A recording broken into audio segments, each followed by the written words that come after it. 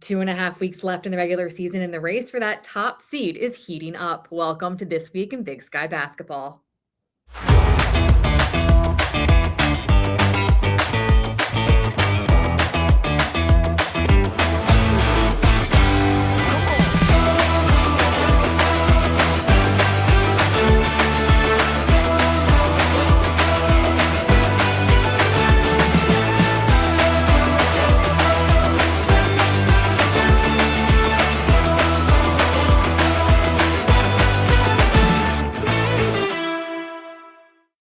Hello and welcome to This Week in Big Sky Basketball. I'm your host, Megan Robinson. Idaho State's a team that looks more and more dangerous the closer we get to Boise. They've won 3 of their last 4 and are led by point guard Dylan Darling, who has scored 107 points in those last 4 games, 30 of which came Saturday in their win over Weber State. Their road trip continues as they head up to Montana this week for a rematch with the Grizzlies and the Bobcats in games that will certainly impact the Big Sky standings. To discuss these matchups, let's bring in head coach Ryan Looney. Coach, your Bengals have won 3 of the last 4. What's been working for you guys these last few weekends? Well, I think all year long, we've been a very good rebounding team. I think all the numbers would indicate that. Our guys are continuing to be locked in that area, but I think we've had really good guard play. Dylan Darling and Jake O'Neal just keep getting better for us. You mentioned Dylan Darling. He has scored at least 20 points in your last 4 games, had a career high 30 in that win Saturday night. What has he brought to your program this season? You know what? I think the thing I love about him most is his competitive spirit. And I don't think everyone realizes Dylan and I have a pretty good relationship. We come from the same town. We played at the same high school, had a lot of people in basketball in our lives that were similar. So I felt like I had a really good pulse in regards to what we were getting with Dylan. I just wished we would have got him when he was in high school before he went to Washington State, but thankful that he's with us here now. On the broadcast, they mentioned that someone his size, you don't often see toughness coming from someone his size, and that he's kind of like a bull in a china shop running around out there. Where do you think that scrappiness comes from? Probably his dad. Dad was a fantastic athlete, same age as myself. Growing up in Eastern Washington, he went to Washington State, played middle linebacker, and had a long NFL career. And I just know what kind of influence James has had on Dylan. Dylan is one of a handful of new players on your roster this season. You and I have talked in the past about the challenges of having a new roster in the recruiting process. What are the fun parts of having so many new faces in your locker room for this season? Transfer portal and NIL have made our world crazy in regards to continuity. We're hopeful that that's going to change with us here moving forward. It's definitely been a challenge with all the new guys that we have on our roster and in our program. But I've loved this group. They really like each other. They get along. I think because of those reasons, we're only going to get better as the year goes on. But definitely just a fun, hardworking group and a joy to be around every day. Looking ahead to this weekend, you head to the Treasure State. You face Montana on Thursday. Their last loss was to Idaho State, have won the last 6 straight since that game. What will it take for you guys to get the season sweep? Our staff just had that conversation here in the office. Not only have they won every game since we've played them, but I think they've only lost 1 game in their own building so far this year. We know that they're much better probably than what they were at our place a month ago. Honestly, the second half of that game, that's probably the best an Idaho State team has maybe ever played. Seemed like everything was working. All of our shots were going in. We defended well. We know that to beat them again at their place, we're going to have to be extremely good again. After Montana, you head to Montana State to face the reigning tournament champions. How can road wins against Montana and Montana State this weekend help set the tone for the final few weeks of the regular season? I think anyone can look at the standings from about 3 to 8 right now. There's a big log jam. The teams that can find a way to win some road games here down the stretch are going to probably find themselves in a great spot in the standings at the end of the year. Traditionally, this has been a tough road trip for us. We know both games are going to be hard. I think both teams are extremely talented. Both have very good coaches. We're going to just try to put our best foot forward, and I think winning at Weber on the road gave us a lot of confidence the other night. Courtney Grossman may be a true freshman, but she's made a major impact for Eastern Washington. Hear from her next.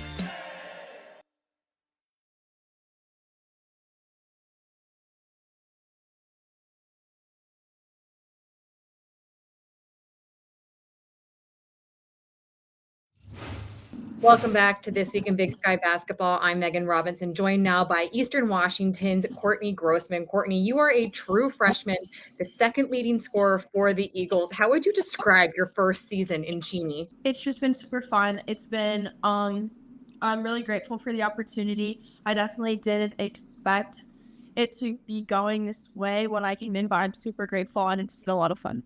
I've heard from other college athletes that adjusting from playing in high school to playing in college can be hard. What's been the hardest part of this transition for you? I think the hardest part of the transition was probably learning how to use my voice on the court and talking to my teammates. I feel like in high school, communication is something that isn't really as emphasized, but here in college, like on the first day of practice, that was something that was really talked about and it's emphasized throughout the game. I definitely noticed that when we're talking as a team, we play a lot better. What's been the coolest part of this transition from high school to being an impact player your first year in college? The coolest part has just been seeing some work pay off, and the coolest part has also been just being able to play with some really, really good upperclassmen that are super supportive, super welcoming, and they're always sharing their knowledge with me and trying to help me get better. And yeah, just learning a lot from them, and I'm super grateful to have them and just have such good teammates that are trying to help me grow. Haven't even completed your first full season yet. However, where do you think your game has grown the most from day one of practice until now? A little bit of everything. I definitely have a long ways to go. I have a lot of things I need to improve, but I think the coaches really from day one, they emphasize if you want to get on the court, just learn how to rebound and just go get rebounded. So I feel like that's kind of been like something that I've like really stuck to. It's just been if I want to make an impact, then just try and go rebound. And that's something that I didn't really focus on as much in high school, but I definitely focused on it more now. Big picture, the Eagles secured their first and second road wins of the season over the weekend. What do those wins do for your team's confidence as we approach the last 2.5 weeks? It's definitely boosted the morale for sure. But I think that throughout the season with some tough losses, we can't really focus too much on the outcome of the game. I think even during losses, there's still things that we can take from the game that we did well. And during wins, there's still things that we can take from the game that we need to improve on. So despite the record, just kind of taking every game and not looking at it as a win or a loss, but more just like as lessons that we can learn from that. Second time around facing Idaho this weekend. What were the biggest takeaways from that game that you can learn from this second time around? I think definitely just playing together, moving the ball, and then having fun and just like bringing the energy from the beginning. I think when our team has good energy warm-ups and we really focus on having that sense of urgency right from the start of the first quarter, then the games tend to go better for us. In that first meeting, Olivia Nelson had 29 points for the Vandals. What will be the key to slowing her down? Definitely corralling her in transition. I think she's a really great player, and she pushes the ball really well. So just knowing where she is, being able to slow her down, and she gets the ball in a fast break. And yeah, just taking pride in our defense and talking on defense a lot and working together, making it a whole group effort. Less than a month until Starch Madness takes over Boise. Full preview with Tony Parks after this.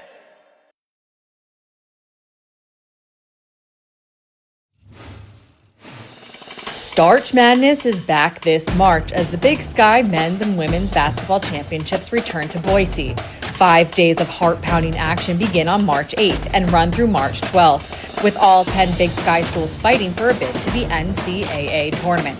Don't miss a chance to watch your team cut down the nets this March and experience Starch Madness up close and personal. Tickets are on sale now at starchmadness.com. Back here with This Week in Big Sky Basketball. Someone familiar to the Big Sky in the house, Tony Parks. You've been at this tournament for a while, less than a month until Starch Madness takes Boise. What's your favorite part of heading up there every year? I think getting up there, you can feel the energy, the enthusiasm, the excitement. I mean, right when you get there, you can feel that it's one and done. You can feel that the season has all come down to this, and you have to be at your very, very best. And everybody feels that way, from coaches to the staff there with the Big Sky, the players, obviously. Joe and I definitely feel that responsibility to be that way. It's truly the ultimate Big Sky experience. It's the way it should feel when you get there, and it's the way it should feel when you watch the games. It's your fourth year calling the tournament. A lot of great moments. What are some of your favorite that you've been on the call? I don't think there's anything that could beat the Oakland Fort three-pointer against Eastern Washington a couple of years ago. Here come the Lumberjacks. No timeouts. Jalen Cone wrapped up. Fort for the win. Got it! Oh my. And the one seed is one and done. I mean, this freshman who hadn't hit a three-pointer in nearly a month coming into the tournament, he wasn't really known as much as some of the other players on that team. Northern Arizona was a 5-win team. Had they won the tournament, they would have become the lowest win percentage NCAA tournament team ever, and they nearly pulled it off. But that day, they pulled off this magical upset, and it was truly fitting because that team had their hearts broken more than anybody. They were the ultimate playing winning basketball and making losing plays. Well, suddenly, Lady Luck fell their way, and they couldn't have been more deserving. So being a part of that special moment was second to none. Talk about that NAU run. Perfect segue. The 7 to 10 teams have had great success in recent years. Montana State won last year as a 5 seed. Which team in the middle of the pack on the men's side do you think will be the most dangerous threat down the stretch in Boise? Well, once again, I think it's Montana State. You know, I hate to just say that because they won it last year, but Coach Logie's ability to coach so well and help his team be the very best when they need to be, there's nothing like that. And Coach Payne, who was great with player development, he showed that obviously with John Olmstead last year. And so you really are keeping an eye on them going, hey, never count this team out. Other than that, I think Idaho State, with their ability to rebound so well, they're the second youngest team when it comes to lack of Division I experience, 17th lowest in the country, but they play hard, they play together, they're so well coached. They could be a real scare in this thing. And then as far as the 7 to 10 seeds, Eastern Washington has the least amount of D1 experience in the Big Sky, 5th lowest in the country. But all of a sudden, they suddenly have the second best defense in terms of defensive efficiency, number 1 in defensive effective field goal percentage. Dan Monson, 28 years in doing this, couldn't think of a better guy to coach a team in that situation. All right, Tony, I'm a first-timer in Boise. There'll be other first-timers there watching their kids play. What are your recommendations of the go-to spots near the arena? Anywhere when it comes to those restaurants. No, you walk around anywhere. Find a pizza joint, find a late-night bar. Find it, there's not a bad burger in that town. You just go around. Just don't go to the chain restaurants. Go to some of the cool places. They have some great food down there. Look, as a Chicago guy, I'm not going to say it's the same, but it definitely is way underrated. When people say, how is Boise? What's that like? I'm like, every single day I'll find something for lunch, something new. So when you go out there, I always tell people, go find your own spots. Don't just follow what I say. There's going to be all kinds of places. Other than that, I spend a lot of time at that Jackson's gas station, because I have a lot of odds and ends to pick up. Well, awesome, Tony. Cannot wait. Less than a month until that tournament tips off. Here's a look at the brackets based on the current standings. Final brackets will be revealed after all games conclude on Monday, March 3rd. You can find the final bracket plus all the tournament information at starchmadness.com. We will be back with more This Week in Big Sky Basketball and going inside the Big Sky with Colter Nuanez after this.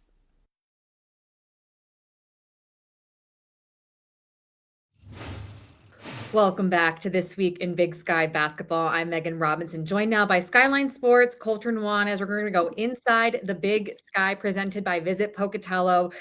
Colter, Montana got revenge on Northern Colorado this weekend with their 86-78 win over the Bears, extending their win streak to 6, edging out NAU on the road. How big of a statement did the Grizz make this weekend? Well, big time, because I think both the win in Greeley, but then also to follow it up with the win in Flagstaff is huge for Montana. This is a program that Travis DeCuire had atop the league year in and year out before the pandemic, and they've certainly been competitive since the pandemic. And last year, I mean, they won 24 games. They went to a postseason tournament, so it's not like they've been down or anything like that. But this team is his best team in the post-pandemic era. And I think that was affirmed not only by the impressive performance against Northern Colorado, but then to stamp it against a team that in NAU that I think is better than their record. Montana now, they take a ton of momentum into this stretch run, and I think it's a favorable stretch run as well. They still have to play in Bozeman, certainly, but they've already played Idaho twice. They've already played Northern Colorado and Northern Arizona twice. So they have several of the better teams in the league already in the rear view. So Montana's certainly inside track on the league title now after this weekend. Another team that has been heating up is Idaho State, winning 3 of their last 4. Dylan Darling scoring at least 20 points in all 4 of those games, had a career-high 30-point night on Saturday. How impressive has Darling been for the Bengals? Boy, absolutely unbelievable. He is absolutely a front runner for MVP. It's going to be fascinating. I know we're going to talk about that next week, but it's going to be fascinating to see how that all plays out too, because look at the 2 teams in the top, Montana and Northern Colorado. They both do it by committee. I mean, they have so many good players. They spread the ball around. Make no mistake, Dylan Darling has completely taken the league by storm. I mean, he has made Idaho State several spots in the standings better just from his performance. I love the swagger that he plays with, and what a get by Idaho State to get him to transfer from Washington State. He was such a highly regarded player out of high school, and then he got hurt at Wazoo and kind of fell out of the rotation, and here he is now, making big waves in Pocatello. I think he's absolutely the newcomer of the year. If he doesn't win MVP, if he wins MVP, they'll probably give the newcomer of the year to somebody else. But I think that he's absolutely been one of the biggest impact newcomers in the conference so far this year. I got to watch him in person on Saturday night, and he is very fun to watch in person. He told me before the game that this season has helped him fall in love with basketball again after that injury. The season-ending injury from last season, and it shows with his performance on the court for sure. Moving over to the women's side, Montana State got the season sweep over NAU, the number 2 team in the conference. On paper, that was their biggest test remaining in the regular season. What teams, if any, could pose a problem for the Bobcats these last few weeks? Well, always the Lady Grizz, just because it's a rivalry. Montana certainly ridden the roller coaster. Brian Holsinger, the head coach, he resigned as we record this here today, earlier this week. So that's certainly been some tumult for Montana, but they took Montana State down to the wire. Granted, that was in Missoula. They're going to have a huge home court advantage when that game comes to Bozeman. But, rivalry games, you always have to say either side could win. But I think Idaho is probably the other big test for Montana State. Here's the thing about the Cats, though, is, we talk about trap games. We talk about where can you, stub your toe. It's really, really, really hard to play really great basketball 20 weeks in a row or 21 weeks in a row or however many, I guess it would be 10 or 11 weeks in a row, but 20, 21, 22 games in a row, which that's where Montana State would be if they were to run the table, given the win streak they had in the non-conference into conference play. The thing about the Cats, though, is that so often when you fall into a trap game, it's when you go on the road and you can't make a shot. Well, Montana State's already gone on the road and couldn't make a shot in multiple of their wins over the last couple weeks. Like the old coaching cliche goes, defense travels, and that's what Montana State does better than anybody. It doesn't matter if they shoot 25% or 55%. If they shoot 55%, they're probably going to run you out of the gym and beat you by 25. But they've figured out a way to win by a possession or 2 or 3 because they force so many turnovers. They're just going to get more shots up than you because they're going to take the ball away from you.